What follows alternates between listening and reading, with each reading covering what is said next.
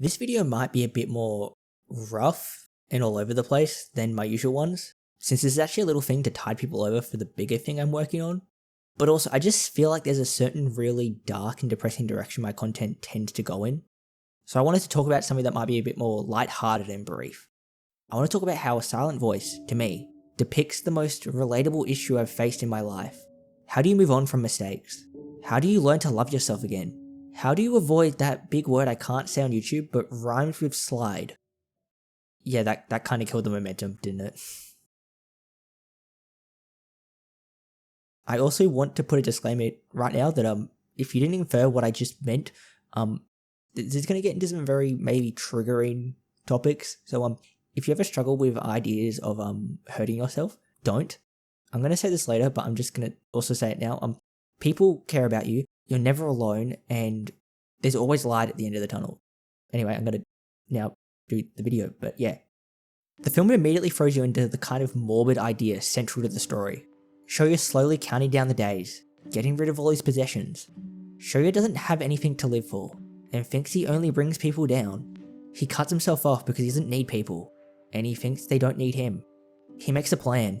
He leaves his mum money in repayment for what she did for him, because he thinks in the end, he will never be anything more than just a pest.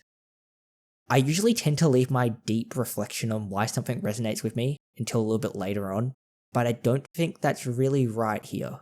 I've struggled for a while with how I don't want to burden others, but seemingly always come around to eventually hurt them in some way.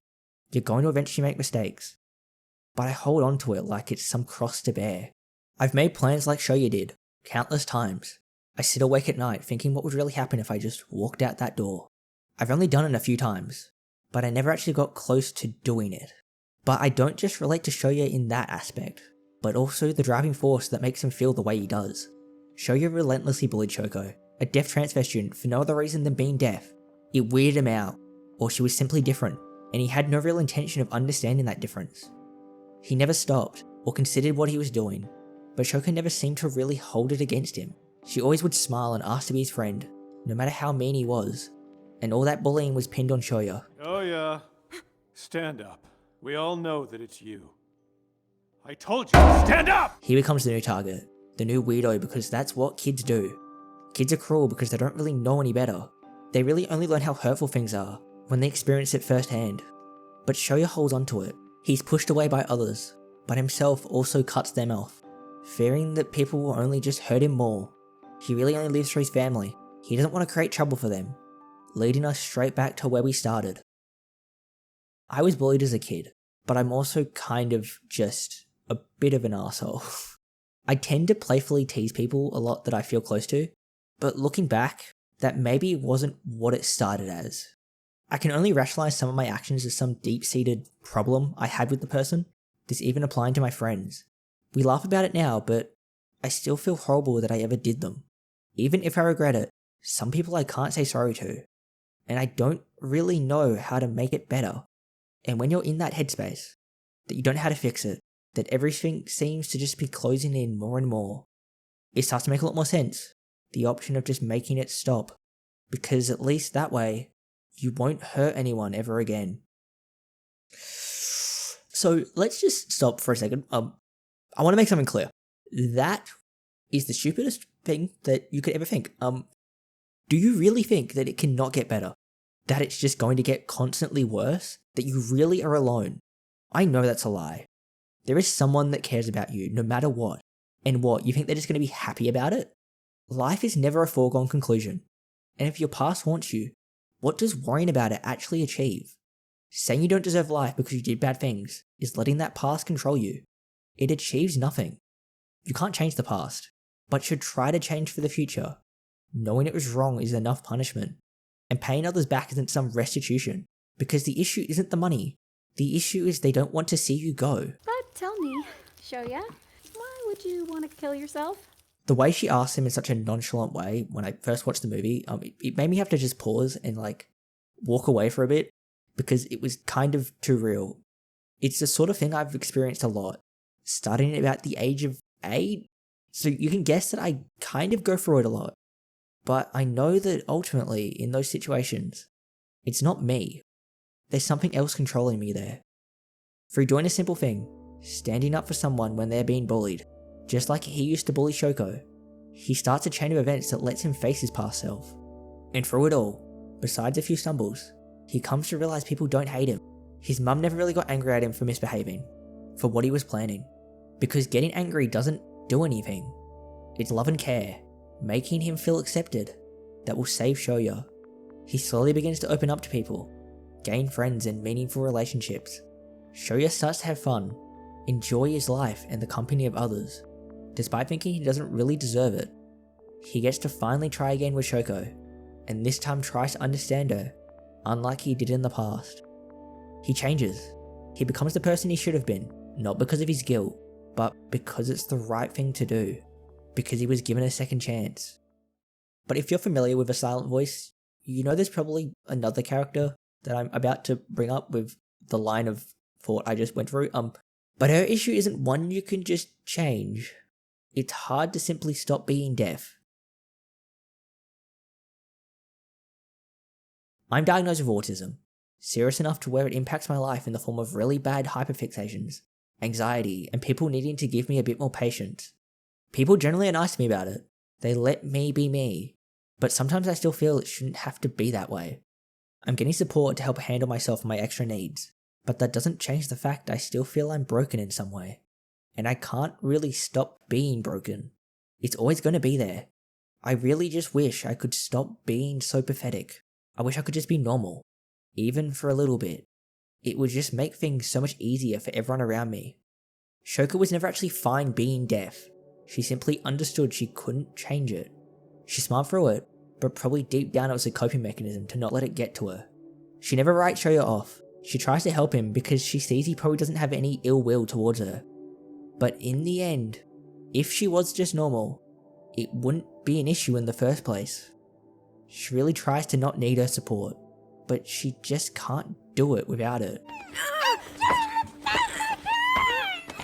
It's a scary feeling when you realize the way you are is a problem, but it's not just something you can change. You're going to be like this in some way, as long as you're alive. Then the thought enters your head. But this, like my entire rationalization of Shoya earlier, isn't the truth. My autism isn't something to be fixed. No one is. And deafness isn't either. It's a disability, but it's something that lets you see the world in a different way, and gives you unique abilities and views. In a way, without autism, I wouldn't be making this right now. Because autism drove a lot of my life, trying to find a meaning to it all, to try to be better than the past, to write how I am now. Autism helps me at times, not hinder. And Shoko's deafness helps her reconnect to Shoya too. She can see that he's remorseful for his past, because he learnt sign language. It lets Shoya finally forgive himself. Can we be friends? Whoa, what did I just say? Huh. That's what you were trying to ask me back in school. She doesn't even use her voice to do it. Her silent voice. Being deaf is part of what she is, and it's not something she needs to fix. It's something she should appreciate, for all the things it gives her. But Shoko seemingly can't catch a break. She finds out her grandmother's gonna die. She begins to trust Shoya, enough to speak in front of him, but he struggles to understand her, and her confession. She goes out with Shoya and others on what is meant to be a fun time, but gets told she's a burden, a cyst and a wedge between everyone. I hate you. But you're wrong. I hate myself. What did you say? What did you say? Which is victim blaming, but let's not break flow right now. And suddenly, all that progress starts to slip away. She begins to really believe she is making people's lives worse.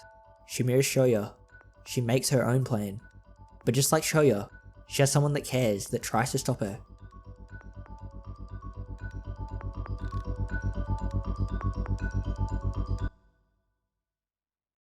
There's something I've heard, but when most people fall from a height, they suddenly gain an increased will to live.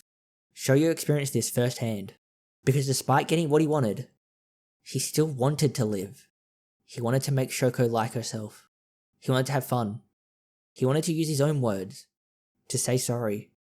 To me, Shoko isn't remotely a burden or some cancer, because there's only really one way you can be that. To be a person that tries to degrade others, convince them that they're worthless, who demands everyone bends to them, fix themselves for their own convenience. Because no one is worthless. No effort is worthless. No one is truly broken. Life is difficult, but there's nothing in it that could be worth dying over. It can always get better. Anything can happen, so make sure you have no regrets. Treat others how you want them to treat you. Leave no words unsaid. And if you feel people will be better off without you, change to make it so you feel you will enrich others. It'll be hard to believe that you can even do that. It's hard for me, but I promise, it's easier than you think it is to start.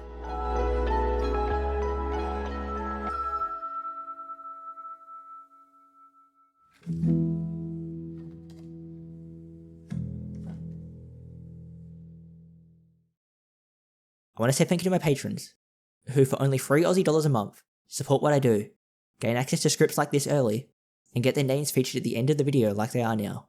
So thank you. You genuinely make this content possible. Now, you know how I said I didn't want to break flow?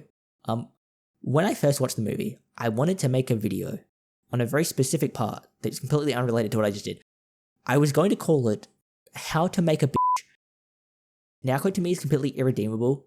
The only fault I can see in the film is that it tries to give her some, she isn't entirely bad, she just doesn't understand, like, ending, but she literally tried to push someone to do, and she doesn't even think that was a bad idea. Some say the protagonist of a story is the main character, but that isn't always the case. The protagonist is just the character that makes the most change, grows beyond what they were at the start. You could then say on the contrary, the antagonist is the character that challenges that change, or the one that doesn't change at all. That's basically the short version of what I wanted to say in that video. You can probably fill in the blanks of like all of this video of how I would have went about doing that. There's no shitpost here. I didn't feel it was very right to make a video that's really serious and about a very important topic and then just put like a stupid joke at the end. That's it. There's nothing more.